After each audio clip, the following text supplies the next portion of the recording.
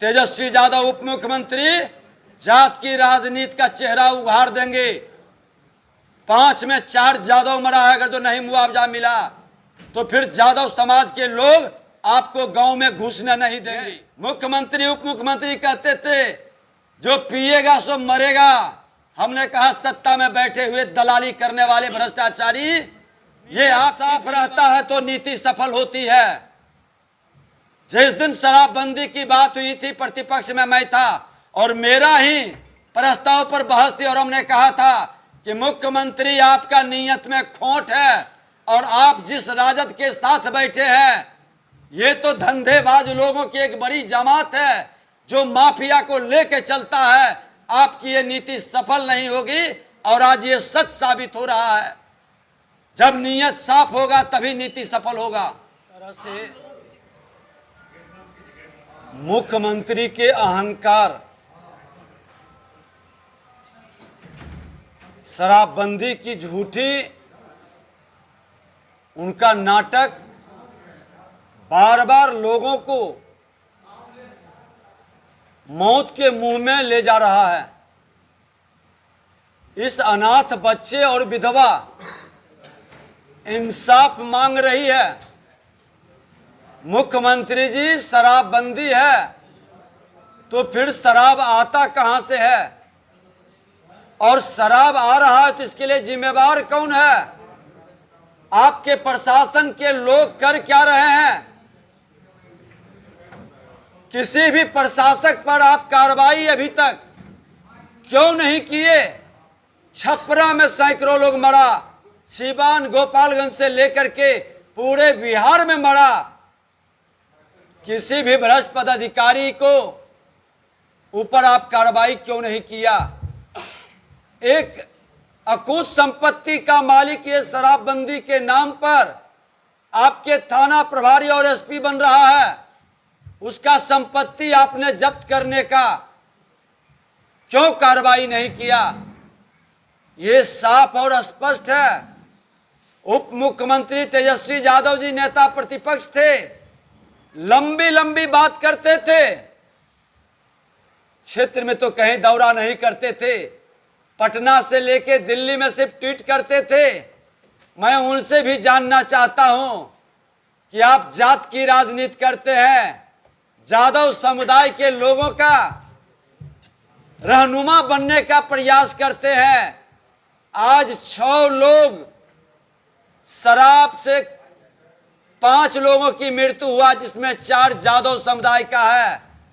जरा आकर के देखिए, हिम्मत है तो ये झोपड़ी में रहने वाला यादव समुदाय का लोग, इसकी विधवा और अनाथ बच्चे, कोई इसका आंसू पोंछने वाला नहीं। सत्ता में इतने मदांत हो चुके हैं कि आज हर बिहारी, चाहे दलित हो, अति पिछड़ा हो, अगरा हो, जो गरीब है उसकी लाशों के ढेर पर आप राजनीति कर रहे हैं। यहां पर सामूहिक नरसंहार प्रशासन के और शासन के मिली भगत से हो रही है। जहरीली शराब से मौत का नरसंहार का जिम्मेवार यह प्रशासन और शासन में बैठा लोग है। इसकी जिम्मेवारी तय करनी चाहिए। वहीं लखीसराय के अंदर 6 लोगों का नरसंहार कर दिया, गोली मार के 3 लोग मर गया।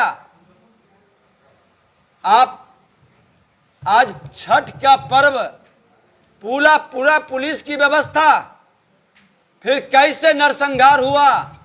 और वो भी दारू माफिया, बालू माफिया का सरगना के गिरोह के लोग हैं और आपके सत्ता में बैठे लोग का संरक्षण है।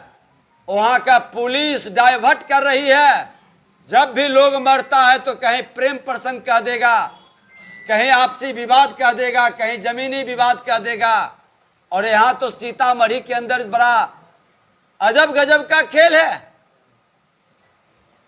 जहरीली शराब से मरा और प्रशासन के लोग मना कर रहा है कि नहीं नाम लेना, नहीं तो प्रॉब्लम हो जाएगा, फंस जाओगे, जल्दी से बिना पोस्टमार्टम के जला दो।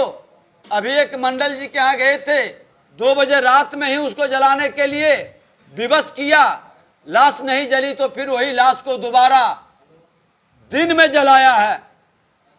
आज पोस्टमार्टम नहीं हुआ, क्यों नहीं हुआ? जवाब दे यहाँ का प्रशासन, और उसको मुआवजा दे। बिना पोस्टमार्टम के भी जो जहरीली शराब से मरा है उसको मुआवजा दे। नहीं मुआवजा मिलने पर यहाँ का जिला हमारा भारतीय जनता पार्टी का जन आंदोलन करेगा। 1 सप्ताह का समय दिया गया है। और ऐसे भ्रष्ट पदाधिकारी, थाना प्रभारी जो पकड़ा करके जेल जाता है, उसके बारे में उसकी डायरी कमजोर होती है, छूट करके आता है और फिर शराब के धंधा में लग जाता है। और थाना प्रभारी के देख रेख में ये शराब का खेल हो रहा है। उस थाना प्रभारी को अभी तक क्यों नहीं हटाया गया? क्योंकि सत्ता के चहेते लोग में है। ये सत्ता में बैठे लोग दारू और बालू से कमाई करके पैसे की उगाही करते हैं, इसलिए इसे भ्रष्ट पदाधिकारी को संरक्षित करते हैं। इनको जवाब देना चाहिए, और सत्ता में बैठने का इनका कोई नैतिक अधिकार नहीं है। ये लाश पर राजनीति कर रहे हैं। हर दिन बिहार के अंदर दर्जनों लोगों की मौत हो रही है। एक समानांतर सरकार ये दारू और बालू माफियाओं का चल रहा है, और वो खुल करके अपराध की बड़ी घटना को अंजाम दे रहा है। यहाँ तो बम विस्फोट भी होता है तो तुष्टीकरण की राजनीति में, वोट की राजनीति में बचाने का खेल होता है। आज समस्तीपुर की भी घटना मिली है। ये खुल कर करके दारू बालू माफियाओं का सरकार में भागीदारी और संरक्षण है। और ये सरकार जब तक रहेगी, ये जहरीली शराब और शराबबंदी पूरी तरह से इनका फेल रहेगा। ये मौत के सौदागर हैं, और मौत के सौदागर बिहार के अंदर पूरी अराजकता का वातावरण बना दिए हैं। कानून की व्यवस्था पूरी तरह से समाप्त है। मुख्यमंत्री नीतीश कुमार जी, सत्ता के लिए कितना लाश चाहिए आपको? कितना समझौता करेंगे? आप ये बता दें। थोड़ी सी भी लज्जा बची है तो इमीडिएट थाना प्रभारी को सस्पेंड नहीं, यहां से बर्खास्त करिए और उसकी संपत्ति की जांच कराइए। और ऐसे भ्रष्ट पदाधिकारी जहां भी इस तरह के कारनामा में सम्मिलित है, आप कार्रवाई करिए। और नहीं शराबबंदी आपसे संभल रहा है तो उसके नाम पर अब ज्यादा लोगों की जिंदगी को समाप्त करने का खेल बंद करिए।